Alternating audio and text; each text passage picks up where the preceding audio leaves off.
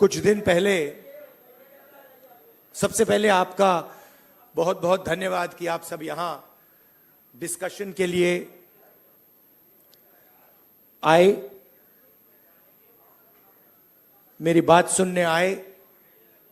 इसके लिए आपको पहले ही मैं धन्यवाद करना चाहता हूं।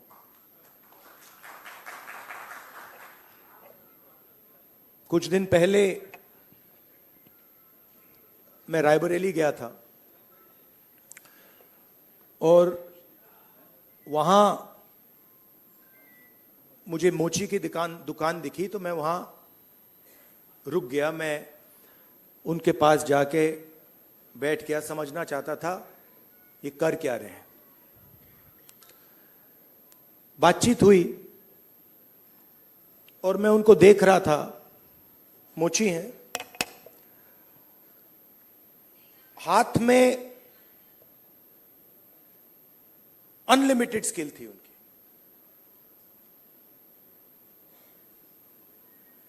मतलब 30-40 साल का एक्सपीरियंस था। मैंने वो जूता लिया, मैंने बनाने की कोशिश की, वो मतलब सवाल ही नहीं उठता। मतलब मुझे 1-2 साल लग जाएंगे मतलब शुरू करने में। बातचीत हुई, मैंने पूछा क्या हो रहा है, कैसे चल रहा है। उन्होंने कहा ये जो मेरा बेटा है ये पहले मेरे साथ काम करता था, अब नहीं करता है, ये भाग गया, चला गया। तो मैंने कहा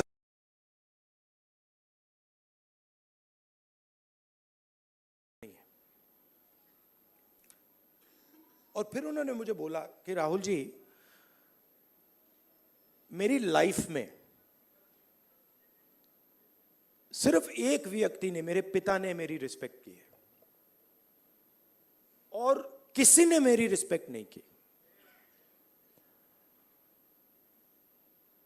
और ये सब लोग मेरा मजाक उड़ाते हैं।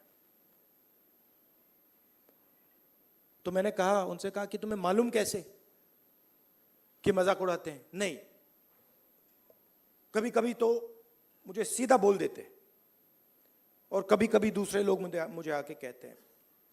मैं जब जा रहा था मैं सोच रहा था, इतना हुनर है, इतनी स्किल है और किसी से इनको इज्जत नहीं मिल रही। और ऐसे हजारों लोग हैं।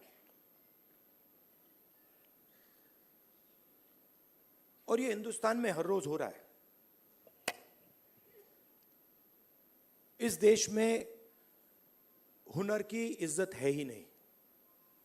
जिसके पास स्किल है, जिसके पास हुनर है, जो काम करना जानता है, उसकी इज्जत है ही नहीं। रियलिटी है ये देश की। और ये सारे के सारे जो नेटवर्क्स हैं, 21वीं सदी में हम इसको नेटवर्क कह सकते हैं। चाहे ये बढ़इयों का नेटवर्क हो, मोचियों का नेटवर्क हो, धोबियों का नेटवर्क हो, इन सब में बहुत गहरी स्किल छुपी हुई है। हाथ मिलाने से पता लग जाता है। आप धोबी से हाथ मिलाइए, वो ऐसा दबाता है हवा निकल जाती है। मैंने किया है। वो जैसे पकड़ता है ऐसे लगता है कि भैया 10-15 लोगों ने पकड़ लिया हाथ। आप बढ़ई का हाथ पकड़िए, उसमें दिख जाता है।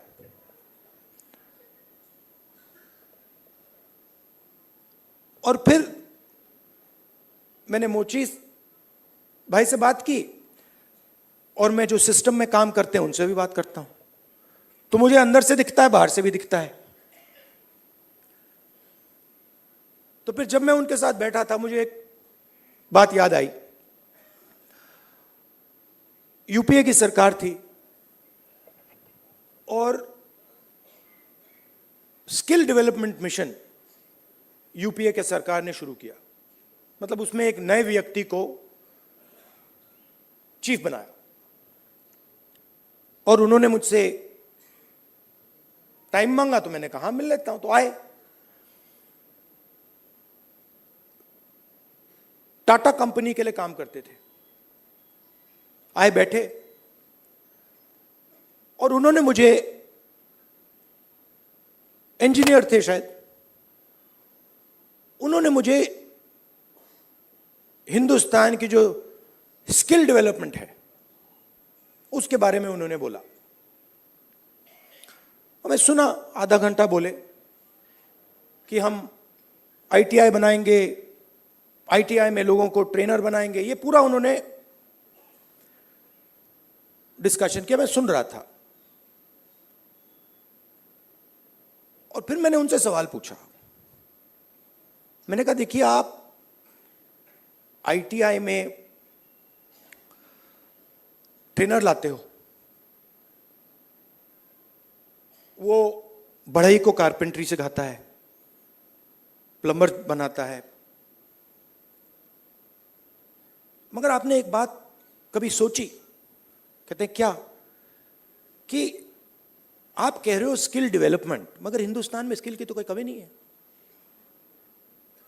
मतलब आप आईटीआई में बढ़ई तैयार कर रहे हो, मगर हिंदुस्तान में लाखों बढ़ई हैं, उनसे आप क्यों नहीं ट्रेनिंग कराते?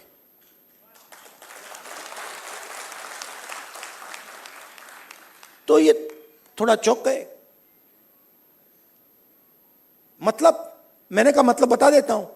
मान लीजिए आपको नाई ट्रेन करने हैं, आप सर्टिफिकेशन सेंटर खोल दीजिए। हर डिस्ट्रिक्ट में आप एक सर्टिफिकेशन सेंटर खोल दीजिए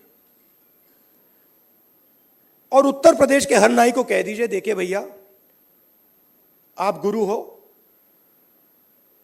आप शिष्य लो, उनको तैयार करो, अपनी दुकान में तैयार करो और फिर उनको सर्टिफाई करो। अगर आपके जो शिष्य हैं सर्टिफाई हो जाएंगे, आपको हम 100, 200, 500, 1000 रुपए बैंक अकाउंट में डाल देंगे। मतलब जो स्किल का नेटवर्क है उसका प्रयोग क्यों नहीं करते आप? बिल्कुल चुप हो गए। मतलब मुझे देख रहे थे कि ये मतलब व्यक्ति पागल है, इसको क्या हो गया? मतलब आप आईटीआई में, अच्छा मजे की बात बताऊं, ये जो हमारे ये मोची भाई हैं, इन्होंने मुझे बोला कि राहुल जी, मोदी जी ने नया प्रोग्राम शुरू किया, मुझे वहां बुलाया, मैं गया और फिर मुझे कहते हैं कि आपकी ट्रेनिंग कराएंगे। राहुल जी, मैं तो 40 साल से मोची का काम कर रहा हूं। सुनो, मैं वहां गया, वो जो उनका ट्रेनर था उसको मैं सिखा के आ गया।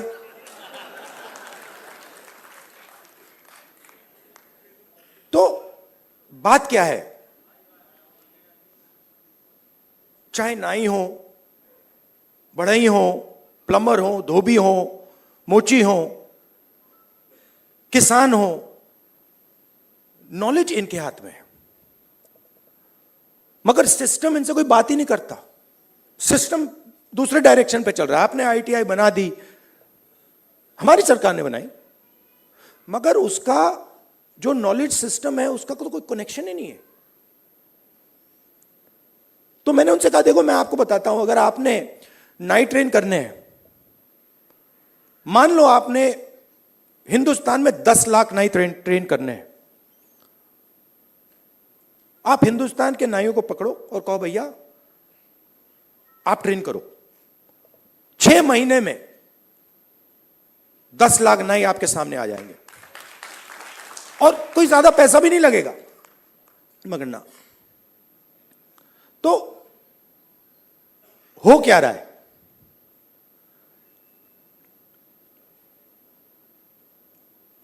गाड़ी का इंजन होता है ना, उसमें सिलेंडर होते हैं।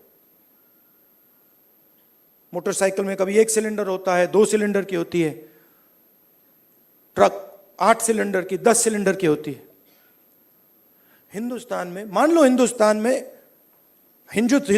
के इंजन में 10 सिलेंडर है, काम सिर्फ 1 सिलेंडर कर रहा है। मतलब 90% लोग बाहर बैठे हुए हैं और देख रहे हैं, और उनके सिस्टम में कोई भागीदारी नहीं।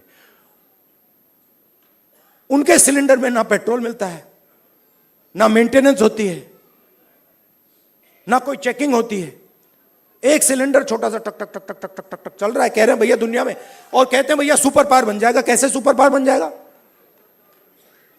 90% लोग सिस्टम के बाहर बैठे हुए हैं, हुनर उनके हाथ में है, स्किल उनके हाथ में है, ज्ञान उनके हाथ में है, उनका कोई कनेक्शन ही नहीं है। तो इसीलिए हमने जाति जनगणना की बात उठाई है, और थोड़ा कंफ्यूजन है। देखिए, बीजेपी के लोग कह रहे हैं कि भैया देखो हम जाति जनगणना करेंगे, उसमें ओबीसी का सेक्शन दे देंगे। जाति जनगणना, सबसे पहले सिर्फ वहां ओबीसी लिखना का कोई मतलब नहीं है। अलग अलग कम्युनिटीज हैं, हम हर कम्युनिटी की लिस्ट चाहते हैं, पहली बात।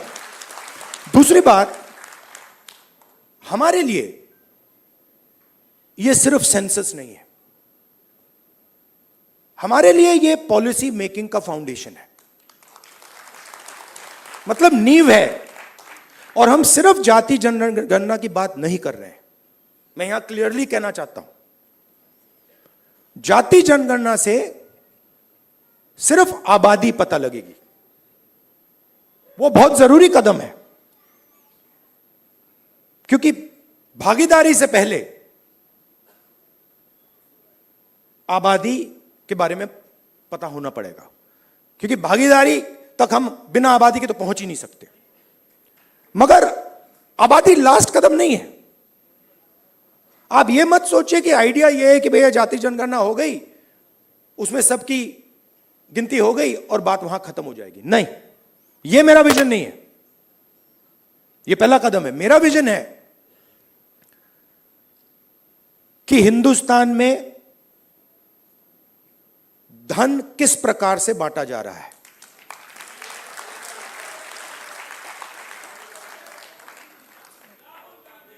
ओबीसी के हाथ में कितना है, दलितों के हाथ में कितना है,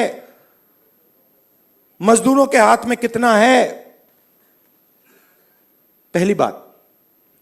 दूसरी बात, हिंदुस्तान के जो इंस्टीट्यूशंस हैं, ब्यूरोक्रेसी हो, जुडिशरी हो, मीडिया हो, इसमें इन लोगों की कितनी भागीदारी है? मतलब हम यह समझना चाहते हैं कि कॉन्स्टिट्यूशन ने कहा था कि एक व्यक्ति को एक वोट मिलेगा, मतलब सारे के सारे हिंदुस्तान के जो सिटीजन्स हैं वो समान है, एक जैसे हैं। तो हम ये पूछ रहे हैं कि अब 70 साल हो गए, कॉन्स्टिट्यूशन हमारे सामने है, इसका समाज पर इफेक्ट पड़ा है, हां या ना? और कितना पड़ा है?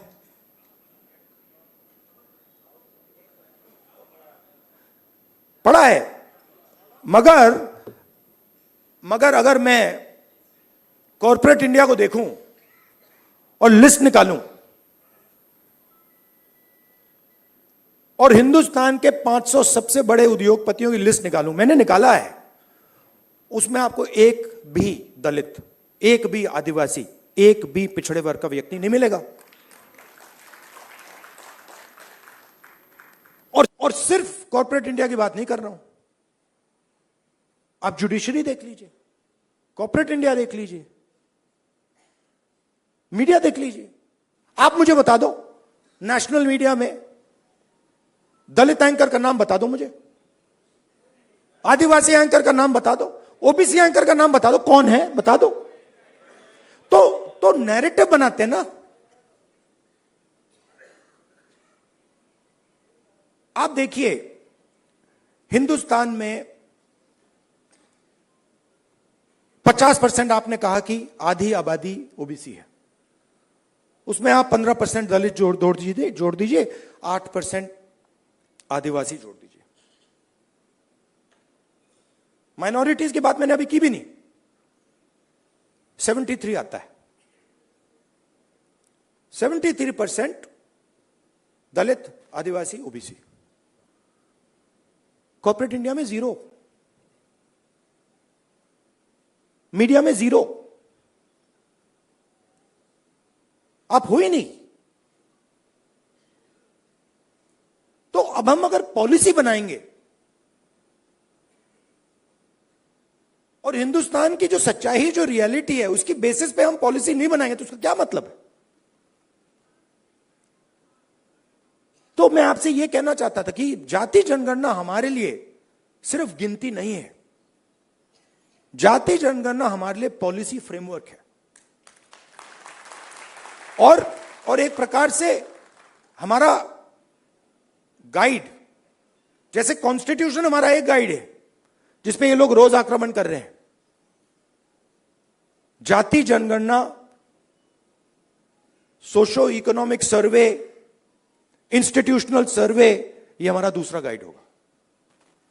और हमारा लक्ष्य है कि जो मैंने आपसे कहा कि 10 सिलेंडर की गाड़ी है, 9 सिलेंडर बंद पड़े हुए हैं, तो हमारा लक्ष्य है कि 10 के 10 सिलेंडर काम करें। आप मुझे बताओ, पूरा का पूरा बैंकिंग सिस्टम, पूरा का पूरा बैंकिंग सिस्टम, नरेंद्र मोदी ने 16 लाख करोड़ रुपए 25 लोगों का कर्जा माफ किया है। शेम, 16 लाख करोड़ रुपया। अच्छा, उन 25 लोगों में एक दलित नहीं था, एक आदिवासी नहीं था, एक पिछड़ा नहीं था, एक माइनॉरिटी नहीं था। तो पूरा का पूरा बैंकिंग सिस्टम 15 लोगों के लिए बनाया गया है।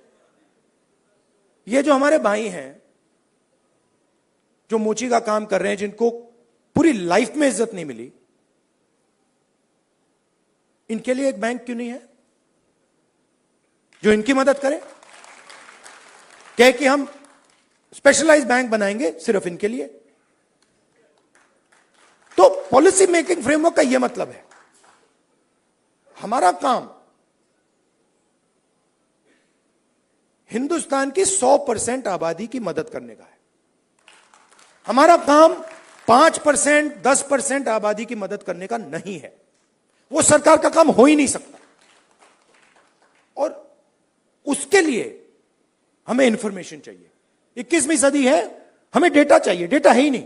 आप नोट कीजिए, मैंने 2 चीजें कही हैं।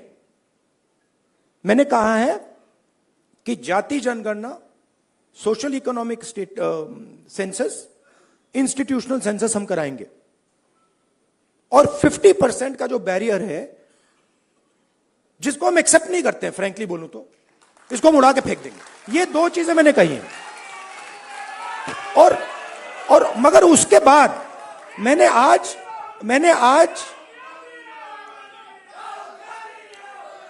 तक, सुनिए, आज तक उसके बाद हम क्या करेंगे मैंने नहीं बोला है, क्योंकि पहले मैं चाहता हूं कि हमारे सामने डेटा हो कि भैया इतने दलित हैं, हिंदुस्तान के इंस्टीट्यूशन में उनकी इतनी भागीदारी है।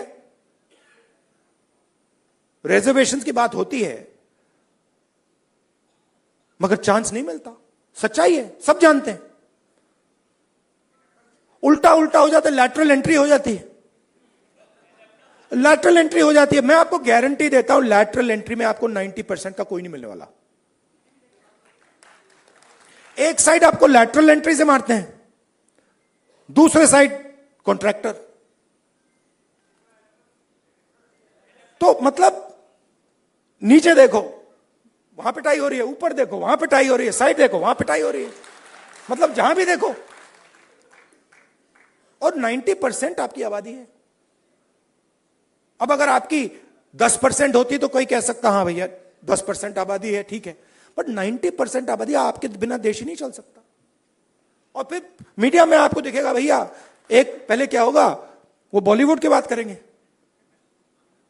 वहां पे डांस गाना दिखेगा, उसमें भी आपको कोई 90% का नहीं मिलने वाला। कोई नहीं मिलेगा। मैंने चेक किया भाई, मैंने लिस्ट निकाली है। मैंने कहा भैया मिस इंडिया की लिस्ट निकाली मैंने कहा देखता हूं। मैं कहता हूं देखो यार, अच्छा अब कहते हैं मिस इंडिया की लिस्ट निकाली मैंने। सुनो सुनो, मैंने मिस इंडिया की लिस्ट निकाली। कहा ठीक है देखते हैं। मतलब माइनॉरिटी भी 90% में आती है मैडम, आप भी शामिल हैं। और आपको और शायद जो आपके साथ हो रहा है वो सबसे ज्यादा खराब है। मतलब आप पर तो डायरेक्ट आक्रमण हो रहा है, राइट? मगर आप भी 90% में हैं।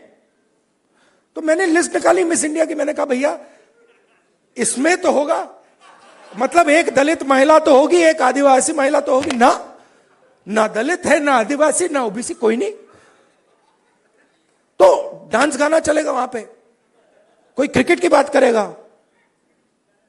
कोई बॉलीवुड की बात होगी, किसानों की बात नहीं होगी, मजदूरों की बात नहीं होगी। आपने कभी मीडिया में मोची का इंटरव्यू देखा है? बस मेरे चैनल पे आ रहा है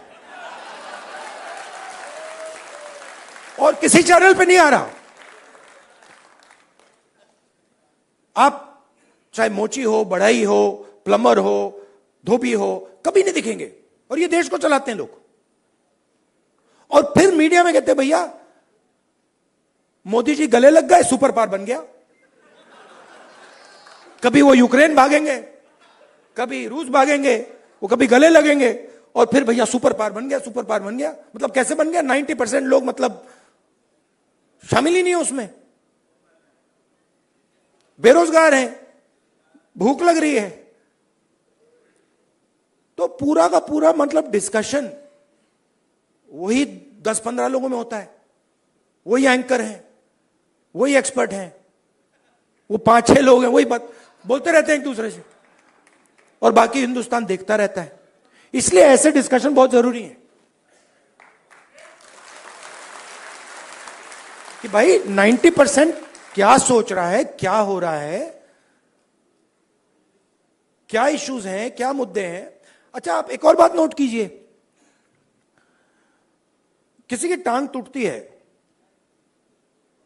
वो कहता है भैया मैं अस्पताल में जाके एक्सरे करना चाहता हूं। कभी कोई उससे कहता है नहीं करो एक्सरे?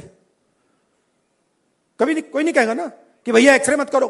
वो चिल्ला रहा है कि भैया मेरी टांग टूटी है, लोग कह रहे नहीं एक्सरे मत करो, नहीं। बट यहां ये हो रहा है, मैं कह रहा हूं जाति जनगणना करना है, एक्सरे करना है, सारी मीडिया वाले कह रहे हैं नहीं करना है। क्यों नहीं करना है? मतलब हमने उसके बाद एक शब्द नहीं बोला क्या करेंगे, हमने सिर्फ यह बोला कि भैया हमें डेटा चाहिए।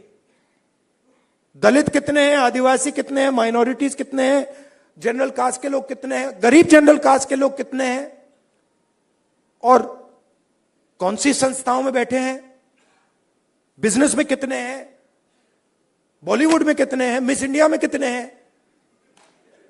बस हम पता लगाना चाह रहे हैं।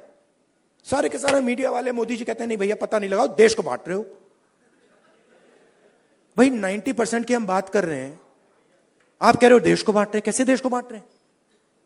मतलब हम सिर्फ ये कह रहे हैं कि भैया 90% लोगों के पास भागीदारी है, हां या ना, चेक करो। कहते हैं नहीं देश को बांट रहे हो।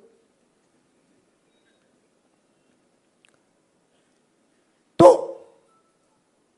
जो भी संस्थाएं हैं, इलेक्शन कमीशन हो, मीडिया हो, फ्री मीडिया हो, जुडिशरी हो, ये सारी की सारी संस्थाएं कहां से आई? ये इधर से आई। आप इसको मिटा दो तो हिंदुस्तान में एक संस्था नहीं बचेगी। कोई इलेक्शन कमीशन नहीं बचेगा, कोई रिजर्वेशन नहीं बचेगा।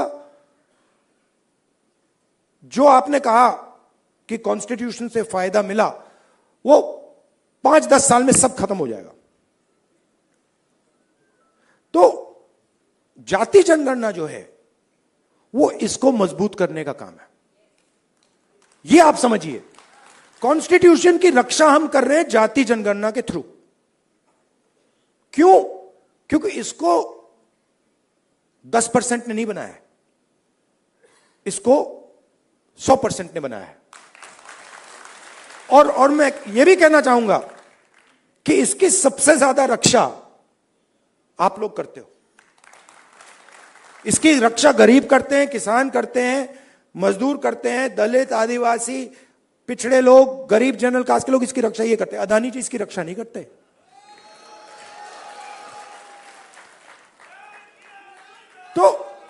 तो जाति जनगणना जो है, जिसको कास्ट सेंसस कहते हैं, इंस्टीट्यूशनल सर्वे जो हम करवाना चाह रहे हैं, इकोनॉमिक सोशल सर्वे जो हम कराना चाह रहे हैं, वो सब इसकी रक्षा है। क्योंकि मुझे लगता है कि अगर हमने 90% को भागीदारी नहीं दी और 90% को हमने हिंदुस्तान के स्ट्रक्चर में शामिल नहीं किया, तो यह नहीं बचेगा। तो इसीलिए यह पैरेलल ट्रैक है। मुझसे किसी ने पूछा, आप संविधान की बात कर रहे हो और आप जाति जनगणना की बात कर रहे हो और आप रिजर्वेशन को 50% से बढ़ाने की बात कर रहे हो। मैंने कहा ये तीनों एक ही चीज है।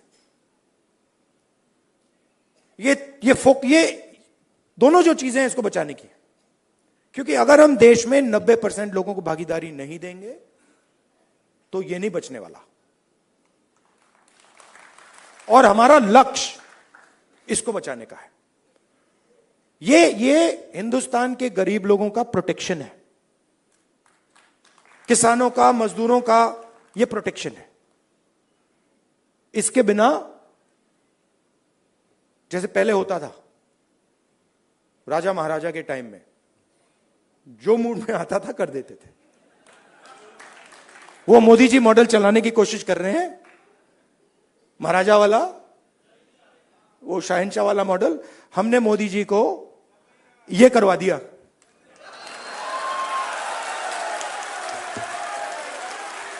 आप अपने आप को नॉन बायोलॉजिकल समझते हो। आप अपने आप को नॉन बायोलॉजिकल समझते हो। आप अपने आप को डायरेक्ट भगवान के साथ कनेक्शन समझते हो। Wrong number. Wrong number. चुनाव के एकदम बाद ये मैंने कहा, देखो हिंदुस्तान के किसानों ने, मजदूरों ने सिर झुकवा के कॉन्स्टिट्यूशन से मत्था लगवा दिया। और ये काम हम नहीं कर रहे हैं। आप मत सोचिए कि राहुल गांधी और ये सब लोग ये काम कर रहे हैं। नहीं, ये हिंदुस्तान के अंदर से आवाज आ रही है। हम उस आवाज को सुन रहे हैं बस। और ये जो स्ट्रेंथ है, जो शक्ति है, ये हिंदुस्तान के अंदर से आ रही है, हिंदुस्तान के गरीब लोगों से आ रही है, और इसको कोई रोक नहीं सकता। अब अगर कोई सोचे, मैं आपको बता देता हूं, पॉलिटिकल बात बता देता हूं, आप लिख लो। अगर कोई सोचे कि जाति जनगणना को रोका जा सकता है या 50% बैरियर को रोका जा सकता है, मैं आपको बता रहा हूं, वो सपने देख रहा है। ये होगा ही होगा। इसको रोका नहीं जा सकता है। ना जाति जनगणना रोकेगा, ना सोशो इकोनॉमिक सर्वे रुकेगा, ना इंस्टीट्यूशनल सर्वे रुकेगा, ना 50% का बैरियर रहेगा। ये तीन सारे के सारे उड़ेंगे। क्योंकि हिंदुस्तान की जनता ने ये मन बना लिया है। ऑर्डर आ गया है, जनता से ऑर्डर आ गया है। अब आपको, प्रधानमंत्री जी को यह बात एक्सेप्ट कर देनी चाहिए और ऑर्डर लागू कर देना चाहिए। और अगर नहीं करेंगे तो फिर दूसरे प्रधानमंत्री करेंगे। आपके साथ देखिए, मैं आपको अंत में एक बात बताना चाहता हूं। देखिए, मैंने अब 2004 से मैं पॉलिटिक्स कर रहा हूं, ठीक है, और एक प्रकार से काफी सीखने को मिला मुझे। बीजेपी वालों ने मुझे तंग किया, डिस्टर्ब किया, उनको मैं गुरु मानता हूं कि इन्होंने ही मुझे सिखाया, इनके बिना मैं नहीं सीख सकता था। मैं बता रहा हूं, आप लोग नहीं सिखाते मुझे, आप लोग मुझसे प्यार करते हो, आप नहीं सिखा सकते। उन्होंने मुझे सिखाया, तो वो एक प्रकार से मुझे उन्होंने डायरेक्शन दी, भैया क्या नहीं करना है, उधर देखो, वो नहीं करना। तो एकदम मुझे पता लग जाता है, मैं सुबह उठता हूं, क्या नहीं करना, उधर देखता हूं, अच्छा वो नहीं करना, ऑटोमेटिक है। वो मेरी ओर देखते हैं, कहते हैं भैया क्या नहीं करना, वो राहुल गांधी कर रहा, मत करो। तो ये तो बिल्कुल मतलब पता नहीं आइडियोलॉजिकल है, खून की पता नहीं कौन सी लड़ाई है, बट ये मतलब शायद पता नहीं कब से चल रही है और ये खत्म नहीं होगी। मगर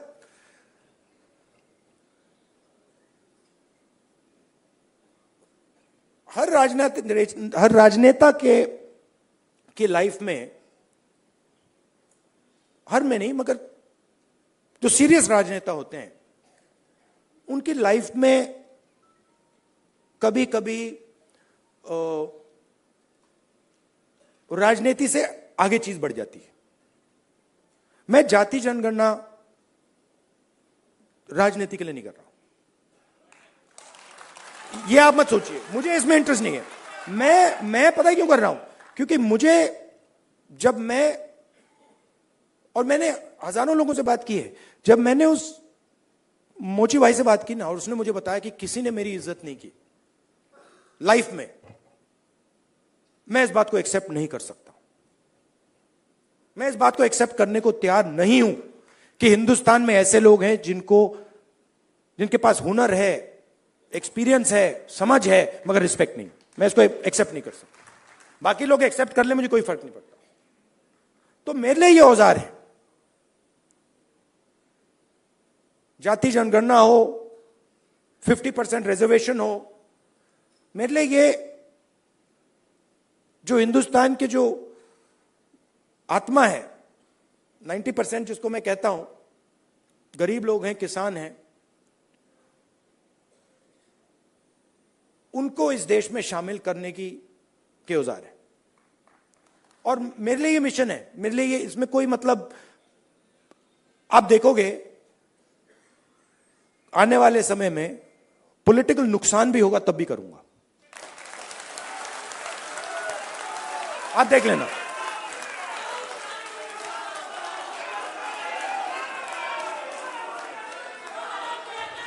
तो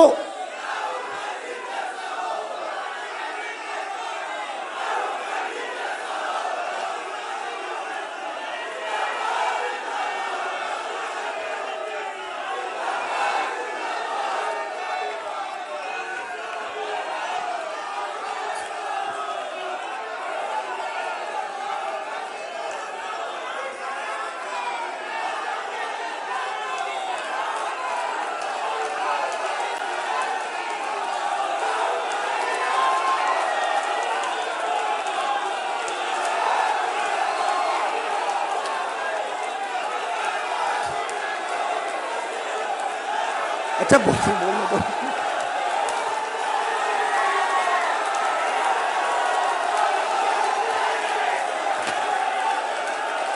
क्या बोलने तो दीजिए।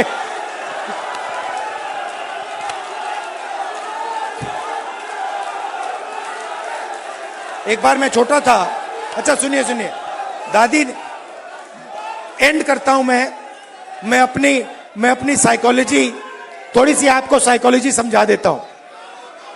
मैं छोटा था,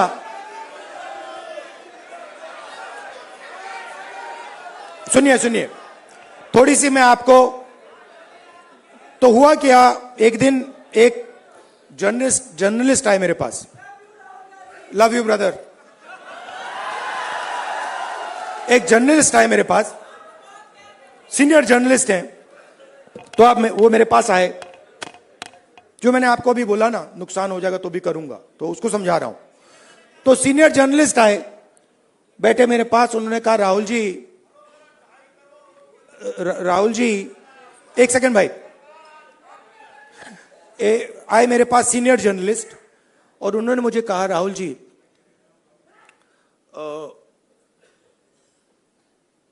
मैं पाकिस्तान के नेता थे, पता नहीं मुशर्रफ थे या नवाज शरीफ थे, मैं उनको बहुत अच्छी तरह जानता हूं। उन्होंने मुझे कहा, तो मैंने कहा, तो उन्होंने कहा कि मैं उनसे जाके मिला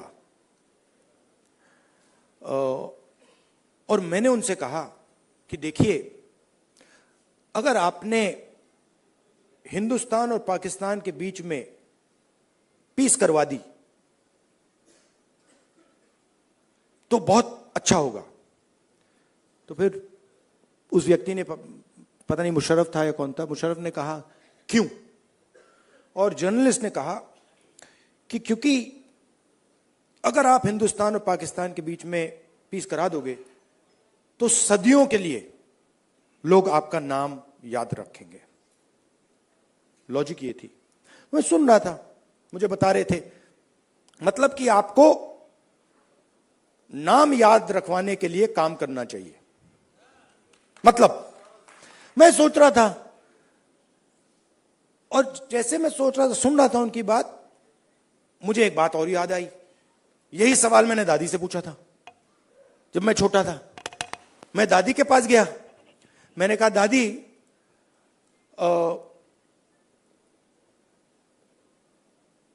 जब आप मरेंगी, मरने के बाद आपको कैसे याद, लोग कैसे याद करना चाहिए, लोगों को आप कैसे याद करना चाहिए? दादी का जवाब पता है क्या था? मैंने कहा आप क्या चाहती हैं कि लोग आपको कैसे याद करें? हां, नहीं, उनका जवाब था मैं चाहती हूं कि याद ही ना करें। मतलब क्लैरिटी थी, मैं काम याद करवाने के लिए नहीं करता हूं, मैं काम करने के लिए करता हूं। मुझे याद शाद का कुछ नहीं लेना देना। वो ये जो याद वाला है वो नरेंद्र मोदी जी का काम है। तो मुझे, मेरी थिंकिंग है कि हिंदुस्तान के 90% की जो शक्ति है वो हिंदुस्तान को बनाने में लगे। इंजन, पूरा इंजन स्टार्ट हो, 10 के 10 सिलेंडर चलें और लोगों को मजा आए कि भैया हिंदुस्तान है, इसमें भागीदारी है, इसमें रिस्पेक्ट है, इसमें आदर है, और हम सब मिलकर इस देश को आगे ले जा रहे हैं। धन्यवाद, नमस्कार।